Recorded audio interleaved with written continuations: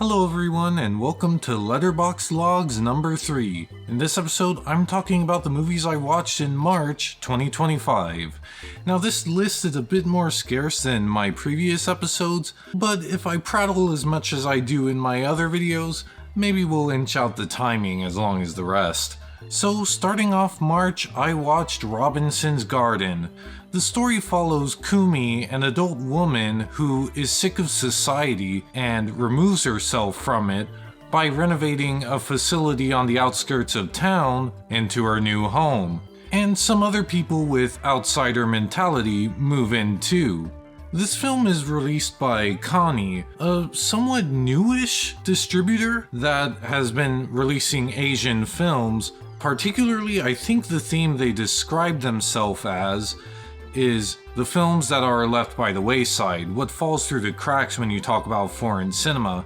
Because if you've noticed, people in the foreign cinema space, the most popular genres seem to be, genre films like, say, J-horror or kung fu movies, stuff that is strongly associated with a certain kind of genre that you think, oh, that's like that country.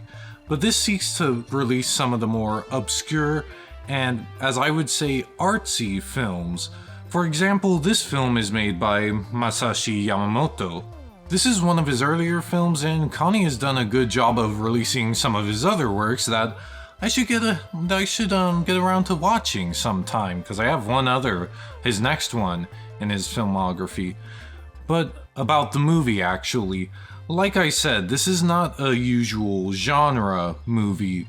In fact, it leans a lot into artsy films. I don't want to say art house films because that comes with a certain connotation, with certain ideas about a metaphorical sort of artistic presentation. But for the most part, it's not. It's pretty down to earth in terms of what happens. Except for certain times. It does delve into art house aspects at certain times that took me off guard a bit. One thing that I liked about it is that the premise evokes the idea of the hippie movement. The character Kumi is pretty much, I would say, a hippie. So, and one thing about me is that when I hear a concept for a movie, I start thinking, oh, what's going to happen in it?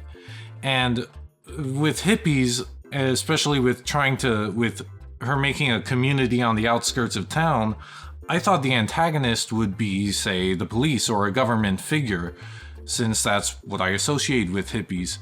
But one thing I liked about it, and this goes for how it felt real in that sense, is that there wasn't I expected a police sergeant marching into their commune being like, oh, you can't do this, But that doesn't happen. One thing that I like about it is that getting all these outsiders into this one place doesn't work all that well, because some of them are, maladjusted, and at one point a huge fight breaks loose, and that felt real. It's not like something where it idolizes their ideology. In fact, I think a lot of times I know that sometimes I feel I wish I could just be away from all the noise. And the idea of being in this really cool, artsy, like Kumio's painted all the buildings, this really cool escape, that's delightful. But once again, that's an escapism fantasy, and I like how in this film, a fight breaks loose in it that takes you down to earth, and how this might not exactly be all sunshine and flowers as it seems. And that goes into another thing I liked about the movie, which is its focus. There is no external force acting as an antagonist, such as the government moving into the commune. That doesn't happen. Similarly, Kumi's it's funny because she starts this commune. I say commune, but it seems like an accident. People just move in and she's chill. She just lets it happen. It's whatever. She's more concerned with herself. And it's something that I like, is that, like I said, the movie is focused on what stems from this one idea, what stems from Kumi doing this. And one thing it focuses on is Kumi trying to successfully make a cabbage, successfully forge one from the earth. And that's such a big point in the movie. Here, let me show this. That, yeah, the disc doesn't even have the name on it. The Cabbage Blu-ray. That's cool, that's funny. So, a lot of it stems from the main character and the premise itself perpetuating the conflict. And I like that, and that's something that made Kumi an entertaining character, or at least a character that I liked following as a protagonist, because she's resolved. It's something so simple. Oh my gosh, my cat's meowing. Whoops, I'll be back. So her determination to successfully raise a cabbage, something so small, made her character both endearing and interesting to follow. But that's about where my compliments end for this movie. One thing that I didn't like, as much as I built up the fight within their community, it happens about 40 minutes through. And after that, the community, while, like I said, I like the focus on the main character, Kumi, after she builds this community, they pretty much fall out of orbit. It doesn't matter so much, which wouldn't be too big of an issue if the film wasn't so procedural about its build-up.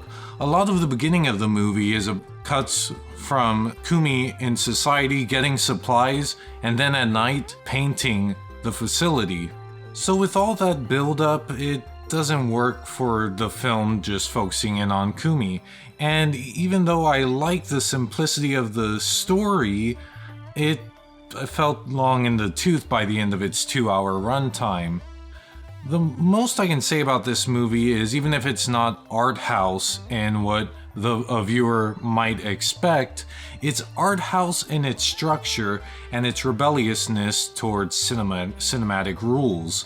One prime example I can think of is when Kumi is in a restaurant talking to someone else, and she finishes her discussion with them. The scene is over, and then the camera lingers in the restaurant.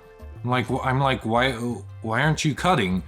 And then it goes around to the other tables talking about what these nobody extras are talking about. The camera focuses on these extras and their silly conversations, and I'm thinking, the scene's over. How do you set the scene after the scene is over? What good is that? And you can say that's bad, but especially for something so early in someone's filmmaking career on a lower budget, I like that directors like this, and I like that early experimentation within a filmmaker's career where you're asking, why are the rules like this? What if I break them? And even if it doesn't always result in something good per se, it's definitely interesting, and by breaking the rules, it makes me question them. In that sense, it also has a little bit of that sense of real, where even if the characters leave the restaurant, the life of everyone else still continues. They're still on their own thing. That's interesting. So even if I found it a little dull at times, it was still somewhat interesting. Okay, next up, we watched the Plankton movie. I say we, meaning my girlfriend and I. This requires a bit of context to establish our mental space before watching this movie. Last year, the Sandy Cheeks movie awkwardly walked out and waved in Netflix's catalog. And it was a dud. I say walked out and waved, it kind of walked out and farted. That movie was a bad movie. So going into the Plankton movie, my girlfriend and I weren't too excited. Even though there were some people, it had leaked, but I don't support watching leaked movies. But people were saying that it was good who had seen the leak, And there was some reason to believe that it would be good because one of the writers from the show and Plankton's own voice actor worked on this. I say writer, he might be storyboardist and not writer, but that they're pretty both closely tied in animation, or at least TV animation. So there was reason to believe that there was some credibility behind this movie. So, but regardless, I entered with an open mind, and here's the premise. After Plankton and Karen get in an argument, Karen removes her empathy chip and becomes full-on evil and tries to take over the world. Not just the underwater world, but also our world! So it's up to Plankton and SpongeBob to trace back what went wrong through their relationship. One thing that I noticed is that the film is simplistically blocked, much like the TV show, where characters talk at 3/4 angles. A stark change from the Sandy Cheeks movie, which seemed like it was made in 2011, where characters were always jumping at the camera because 3D was a big phase. But this one was framed like the TV show, like a cartoon, and that added some familiarity to it, but it also took away from some of it as a movie. It's so simplistically framed, it's not that cinematic. And that goes back to that it was produced as a TV special initially, and then they got a hold of the script and were like, hey, this can be our movie because we're doing SpongeBob movies on Netflix. So that's the origin of how this came to be, and that could be responsible as to why the film looks as it does.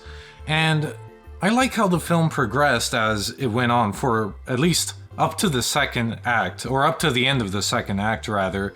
It focuses on Plankton going through his history with Karen, and that's something that I like, that it's not a go out into the overseas world adventure. It's, hey, this is this character and let's go into his relationship. It was more personal, and because of it the story meant more. It wasn't just adventure trying to justify itself as a movie. And that could go to back to one of the benefits of its humble beginnings as a TV special. As that, you can't do extravagant battles or epic scenes. You just have the characters and the writing. So that's something that works out for the movie in that sense. And that, but also something that doesn't work out for it is a little bit of the padding. For example, there are musical numbers that serve to, as I see it, I am not too into musical numbers, and I didn't think the ones in this one sounded that good. They serve to pad out the runtime from TV special to movie. And one of the more obvious examples of this that I say that I liked it up to the end of the second act, because I clocked out of the third act, which is when the gal pals, who are Sandy, Mrs. Puff, Pearl, because for some reason they hang out with the teenager, and Karen, except of course Karen's off taking over the world, but the rest of the gal pals jump in to save SpongeBob and Plankton and go to a secret underground base to plot their plan to stop and save Karen. And this is when I clocked out of the movie, because sure, the gal pals having a secret cave is cool and cute and funny on a TV show episode, on even a TV special, but in a movie, like a longer movie, I expect stuff like this to be more rewarding to unfold.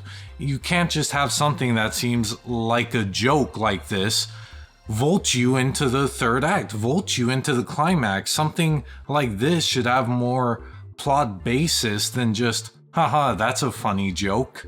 So, and beyond that, remember when I referenced that movies usually have epic fight scenes to justify them as a movie, and that was something that Sandy tried to do and it didn't work out for it. Well, the third act devolves into this, really, where the gal pals show up and they aren't really characters. They're except for Sandy, who has the brains to think out a plan like this, which makes sense. Otherwise, the gal pals are a means to an end, a means to an action-y climax that will keep your kids watching. And this is when I'm like, oh, okay, this is where the script stops of the TV special, and this is where Plankton the movie begins. And for me, it's just going through the motions of a story, of a movie that I clocked out at. By that point, it's just white noise to me, up until Plankton actually gets to show his character to Karen. Otherwise, it's just an action scene, just a buffer until that point, the actual character drama that the rest of the film was based on. So, the Plankton movie is a movie that I liked some of. I liked, the jokes are funny, and the familiar framing made it feel humble, and also, oh, okay, one thing I will say, even though I just went through complaining about it a bit, the musical numbers, often like Plankton's backstory is like an ink blot or rubber hose cartoon, and Plankton's internal, they go into his mind for a music number. That is a really cool animated segment, and it's in different visual styles.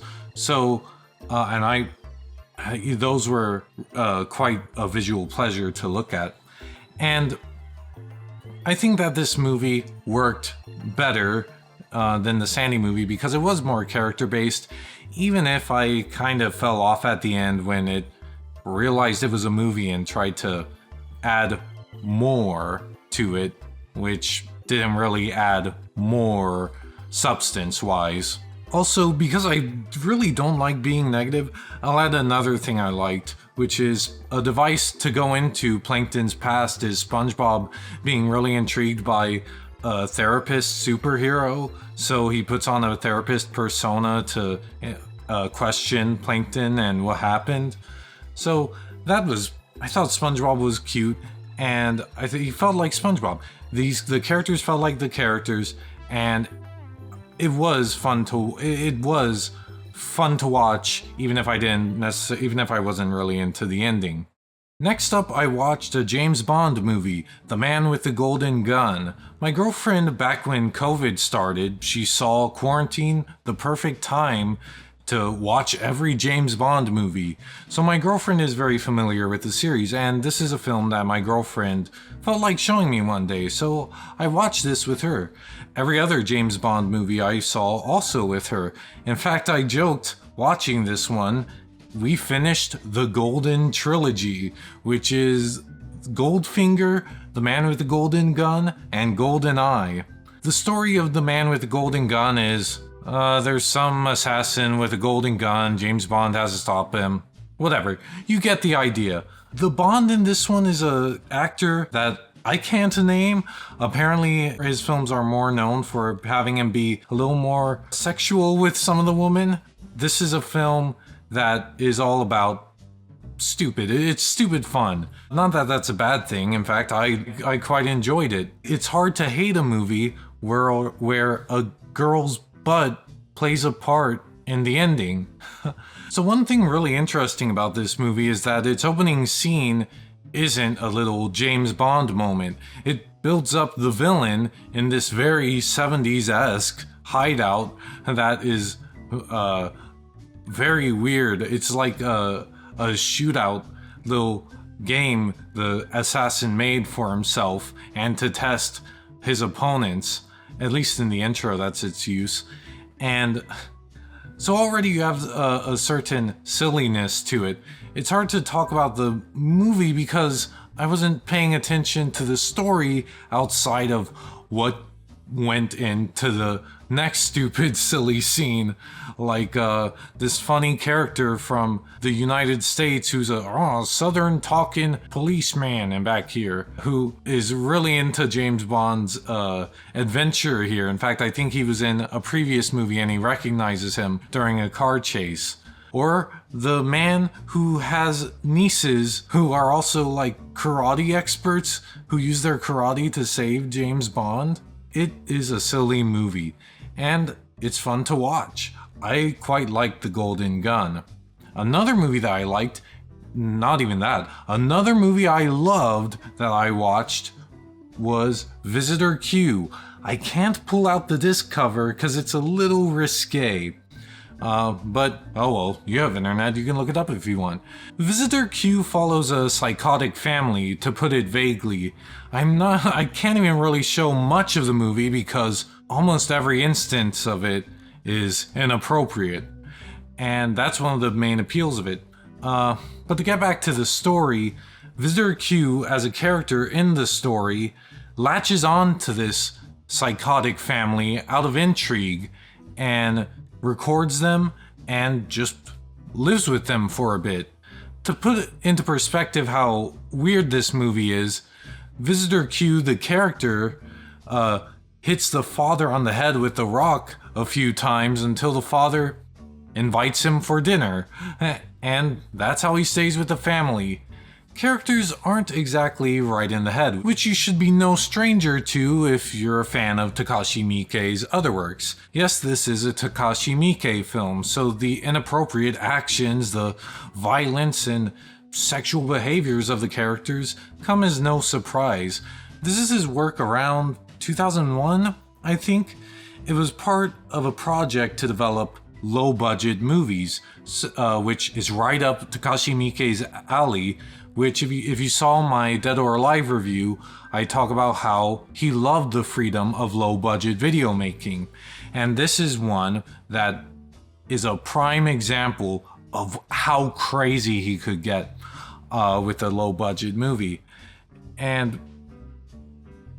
But I don't want to build up just all its craziness, although that's something that leads a lot of people into it, as it does lead up people into the rest of Miike's work. But like a lot of his movies, they do have heart, even if you have to dig through your feelings of disgust, which never left me. I sat through the film very uncomfortable from beginning to end, from the 10-minute opening sex scene, which is only made worse with the context of it. This is a movie that I sat through beginning to end uncomfortable, and that feeling of discomfort never left my body. But it never felt too ham-fisted. It never felt shoehorned or forced.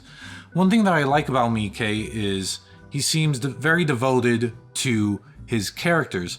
The characters in this, I called them psychotic, but and I say what they do is crazy, but it's not unbelievable. The thing about Miike's works is these attributes within people exist, he just exaggerates them a bit, but not to the point where the world seems silly or like parody. I watched this, still several of the events that happen to it, in horror, even if the characters are exaggerated. One thing that I liked about this movie was its use of voyeurism, or rather its commentary on voyeurism, that I don't want to get too into because I want to review this. But one thing that's interesting is that the challenge of this low-budget project is filming on a video camera. And that's something that Miike had said that interested him, is even if he can't make another movie, he can grab a video camera and still end up making a movie, even if he doesn't have a budget. But this one, the realism of picking up a video camera that is going around, that is just more common as the years go by, it felt real. There are a lot of, and sorry if I'm stuttering, it's a very confusing movie to talk about. I was worried that it would be 25 frames a second because I got my copy when I was in Britain, but it's in 30 frames per second, which just adds to the realism of it. The footage itself, you can pass it off as being candid. That's perhaps part of the medium of using crappy video cams. And this is a topic that, if you followed me, you know I'm very interested in, especially as my last video, my last big main review of Ziboyeye reviews, talked about found footage movies. A lot of movies that actually tricked people into thinking they were real. So the celluloid, almost membranous barrier between, or I guess not celluloid because it's digital here, but the barrier between what happens on screen and in real life, there's some permeability there that intrigues me, and this film scratched that itch. It made me question why exactly we watch films, especially the ones with horrible, deplorable actions like this one. This is the most disturbing film I own. Ichi the Killer, the complete cut, is banned in the UK, and this is way worse. This is way worse. I can't describe what happens in it, which scares me for when I want to do a full review on it, and maybe some of other Miike's works. I don't want to ruin the movie for people, so the most I can say is watch it if you dare. Next up isn't a movie but a cartoon my girlfriend and I watched last month. Hey, I only watched 4 movies last month, so I can talk about this TV show, and also because I want to. The show is Belfort and Lupin. It's French, and if you're around the furry community, you've seen this making the rounds. So the show is set in Versailles from the year something, I don't know, history, especially French history, but it's back when they had a monarchy. And the show follows the dog, Belfort, the king's dog, whose best friend is Lupin, a wolf from just outside Versailles in the forest. And the show centers around solving problems around Versailles. One thing I like about this show is the titular Belfort and Lupin.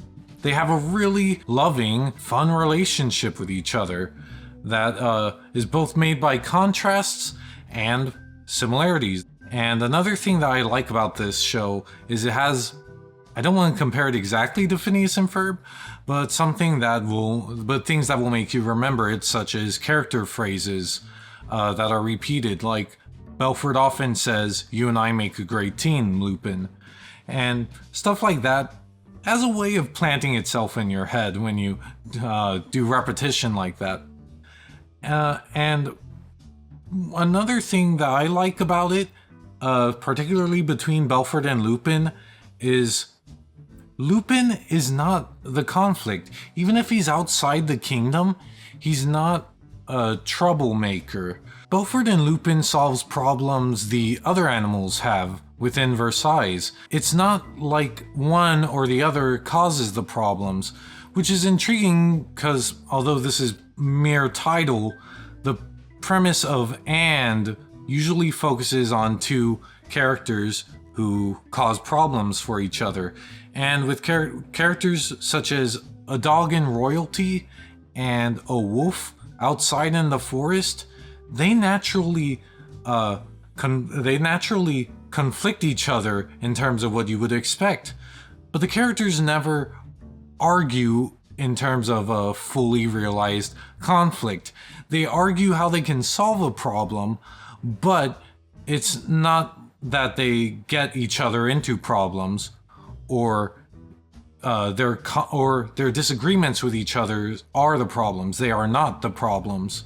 It is solving problems around them. And that's something that makes their relationship even more lovely, which is that they get along. They would seem from the surface complete opposites, but they are not the story engine. Their relationship is not the story engine that introduces conflicts. They're just good friends, and that's something that I like, that their friendship exists beyond the need to create a conflict to perpetuate episodes. Their friendship is just what it is. And speaking of, their friendship is what caught a lot of people's eye. a lot of people have been passing the show around because their friendship seems more than that. They are really close, and that resulted in a lot of people saying that they're more boyfriends than just friends. And I'm not going to dash people's headcanon. Believe what you want, as far as it can be proven within the series, I guess. And, I'm not going to say that the thought didn't cross my head during some scenes. But people's response I found quite interesting, because on my mind I've been thinking about what I call litmus test film watching.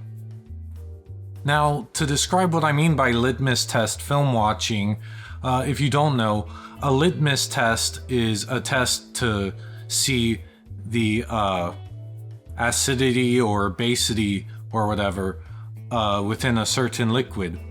The test doesn't change, much like a film doesn't change, but people's response around it can change. I think a prime example that I think of is the old story of Odysseus, the old Greek myth where at the end he kills everyone who tried to marry his wife. Now, back in Greek times, when what mattered most to a man was courage and the ability to stand up for yourself and to fight, they would cheer at that. Yeah, he stood his ground, his wife, woo. But in today's society, you read that in a story and you go, well, he's a psychopath, he's a murderer, why kill everyone who tried to date his wife? The story didn't change, films from years ago won't change, but people's response to it can. So I'm focusing on the response here because, in that sense, litmus test film watching, as much as people say, oh, they're gay in this, they act really gay, that says something about them and society as a whole. And in that sense, where the film doesn't change, so how people respond to it says more about society at this time. Bringing back the Odysseus correlation for the Odyssey, in today's society, in heroes, we look for people who are more kind and forgiving. So that's what our response says about our society. So what does that response of, oh, they're gay, say about, what does that response to Belfort and Lupin say about us? And I want to say specifically Western society, more like. And I can't speak exactly for the French, although it's a stereotype that Europeans, particularly French, are more, let's say, quote-unquote, fruity. I mean, if we're talking about, queerness, let's get it all out there about, even though I usually don't talk about these topics. But, that's a stereotype over there. I can't say if that's true or not, and I can't say if that mentality seeped into Belfort and Lupin to make the characters act like this. But I will say about the response to it says about us is, and it's something that I don't like, and it's part of why I wanted to mention it in this video. Once again, nothing about headcanons, but the thing, they do stuff like hug, they gush about how good they are as a team. They're our great friends. And to me, when people respond and say, that's gay, that's like creating a barrier.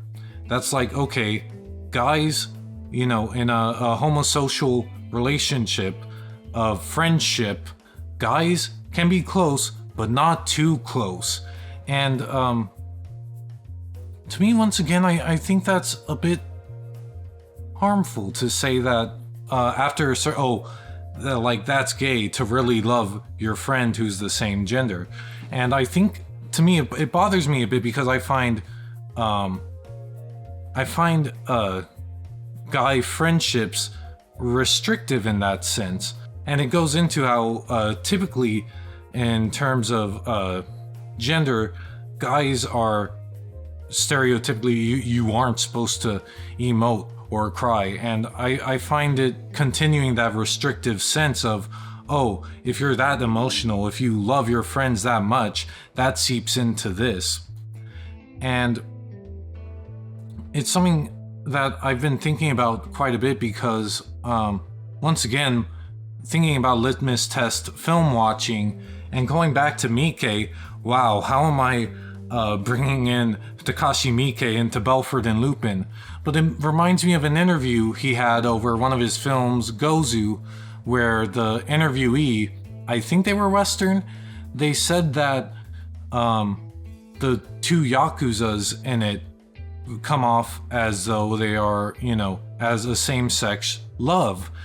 And Takashi Miike has explored same-sex romance in several of his films.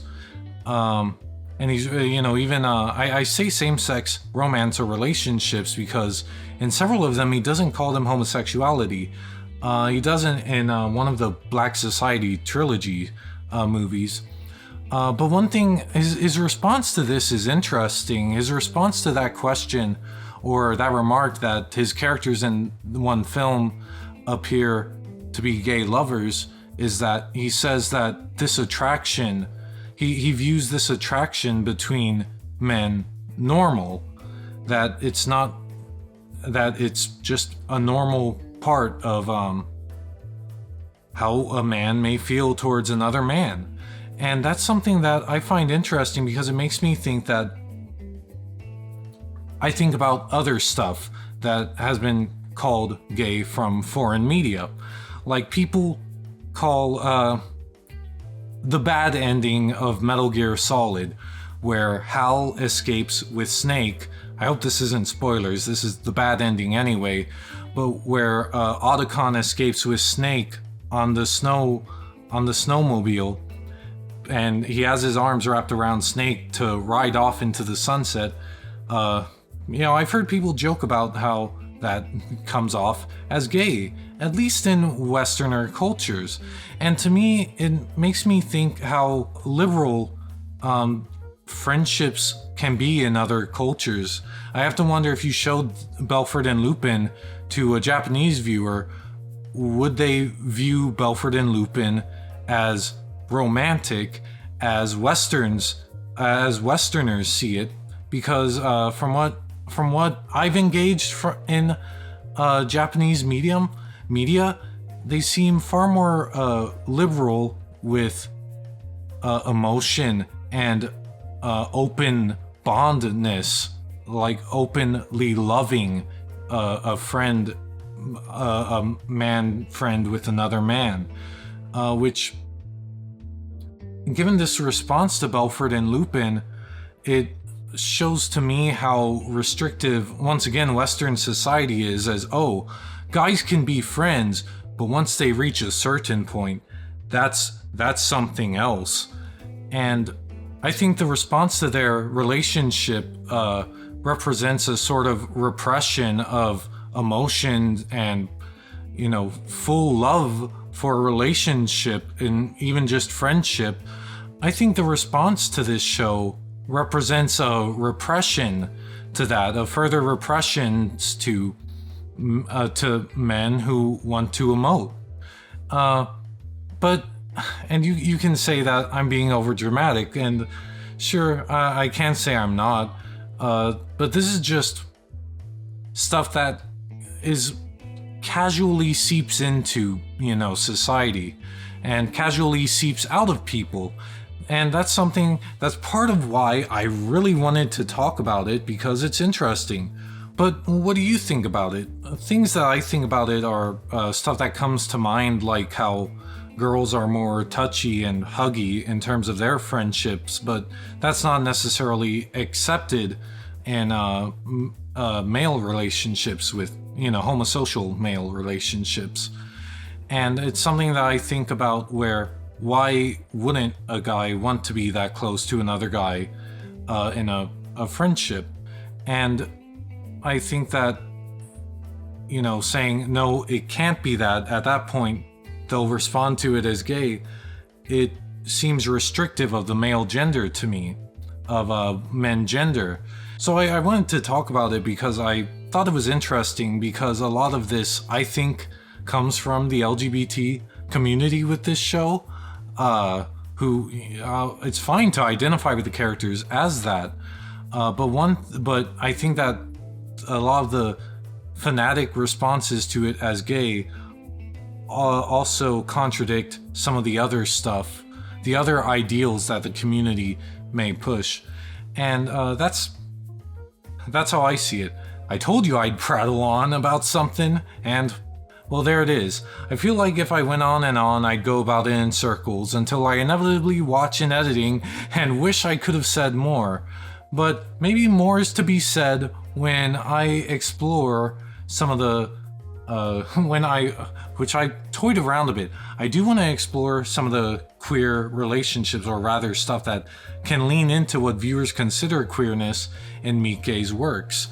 So, maybe I'll explore that topic more. But that's something that I thought about while watching this kids show with educational segments that say French aristocrats peed in the hallways of Versailles.